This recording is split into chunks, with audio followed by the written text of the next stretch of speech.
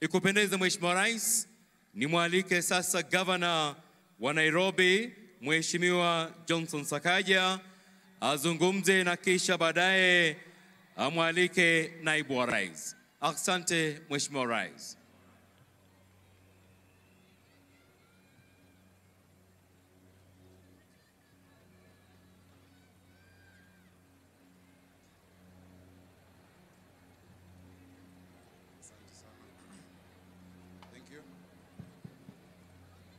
Your Excellency, the President of the Republic of Kenya and the Commander-in-Chief of the Defense Forces, Your Excellency, the First Lady, Mama Rachel Ruto, Your Excellency, the Deputy President of the Republic of Kenya, Rigathi Gachagua, and Pastor Dorcas Gachagua, Your Excellency, the Prime Cabinet Secretary, Musalia Mudavadi, and Mama Tesi Musalia, Cabinet Secretaries present, the Speaker of the National Assembly, the Speaker of the Senate, the Diplomatic Corps, members of Parliament from both the National Assembly and the Senate, wananchi wa Nairobi na wananchi wa Kenya, happy Jamhuri Day. Your Excellency, 59 years ago, close to where we stand today, in this county of Nairobi, our flag flew over a free people in a free country for the first time. Your Excellency, in the years before we won our independence, the people of Nairobi were violently divided by race. The colonizers' army surrounded and marched through Ziwani and Kariakoo and Pumwani, arresting thousands of Nairobians, many of whom ended up in a camp near here in what we call today Uhuru Gardens. Your Excellency, some paid the ultimate price there. Thousands paid the ultimate price elsewhere in our country. That is the darkness from which our heroes of our independence delivered us from.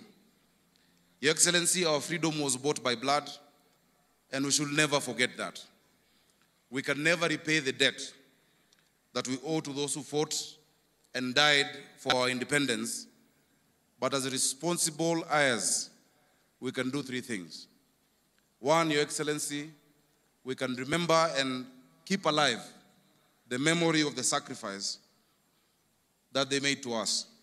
That is why we're here, to remember, to commemorate, and to make sure that we hand down that memory to our young people and our children for tomorrow.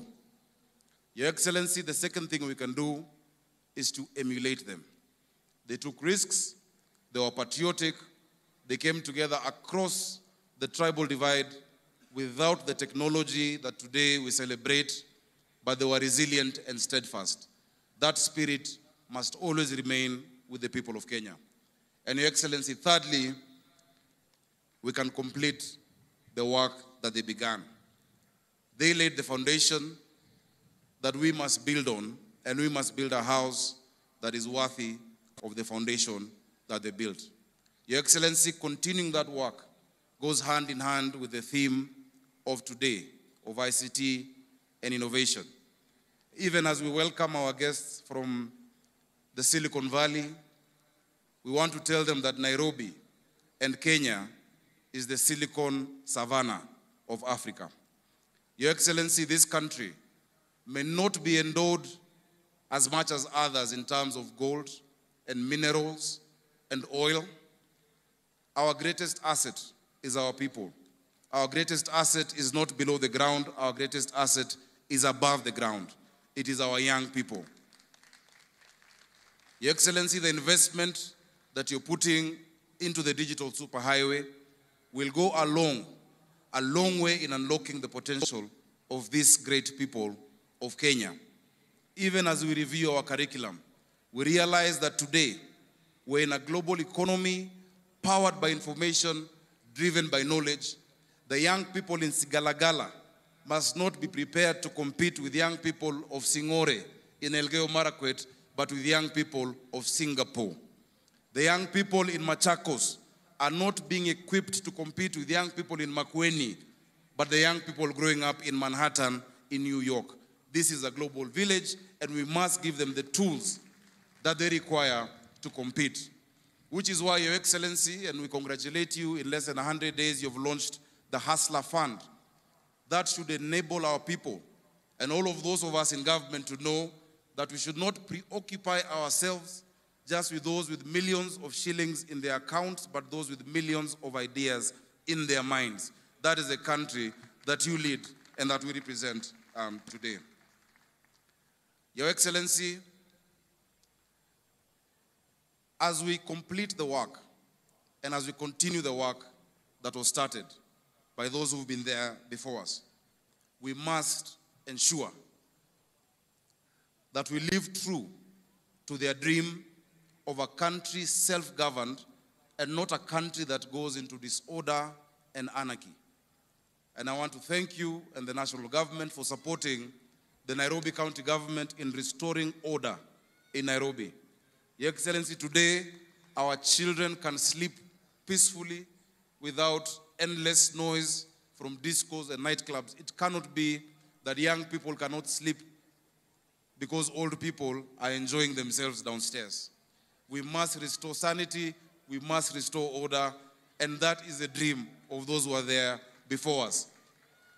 Your Excellency, we shall continue in that work, and we shall make sure that we create more economic opportunities, even for those who are employed there, by zoning and establishing the right areas for each of us to ply our trade. Your Excellency, also, we are working hand in hand with the national government in restoring order when it comes to our environment. We are glad that we've gazetted the Nairobi Rivers Commission that will go a long way in restoring our rivers, not just Nairobi River, but also Mathare River and Ngong River, and making that an economic frontier for a clean city, a city of order, a city of dignity, a city of hope, and a city of opportunities. Your Excellency, in addition to that, we are working hand in hand with the Kenya Forest Services to begin a tree planting program throughout the county of Nairobi so that we can green our environment and engage our young people in restoring the environment that was bestowed to us. The environment that we find, Your Excellency, is not a gift that we give to generations that come, but it's something that we've borrowed from them. Today, we enjoy shades from trees that are planted by many who do not see them coming up. Let us provide that for generations to come. Finally, Your Excellency, as Governor of Nairobi, I want to offer you and the people of Kenya an early Christmas gift. You have seen the great creativity that has been displayed here. You have seen our arts, our ICT, you have seen our musicians. We want to welcome you to the first ever Nairobi Festival that begins today at Uhuru Park that has been newly refurbished. There we're celebrating our arts, we're celebrating our culture. Our creative economy has the potential of being a mega employer. If you look at Nigeria, Nollywood is the second biggest employer after agriculture. We have that in us. Our young people have talent. We are showcasing 16 films from today and documentaries shot by young people in Nairobi over this week period. And Your Excellency will also enjoy the food and the vibe of Nairobi County. We want to welcome you. Your Excellency, finally, it is my privilege and my honor to, at this point, Your Excellency, invite the Deputy President of the Republic of Kenya to make his remarks on this Jamhuri Day. Karibu sana.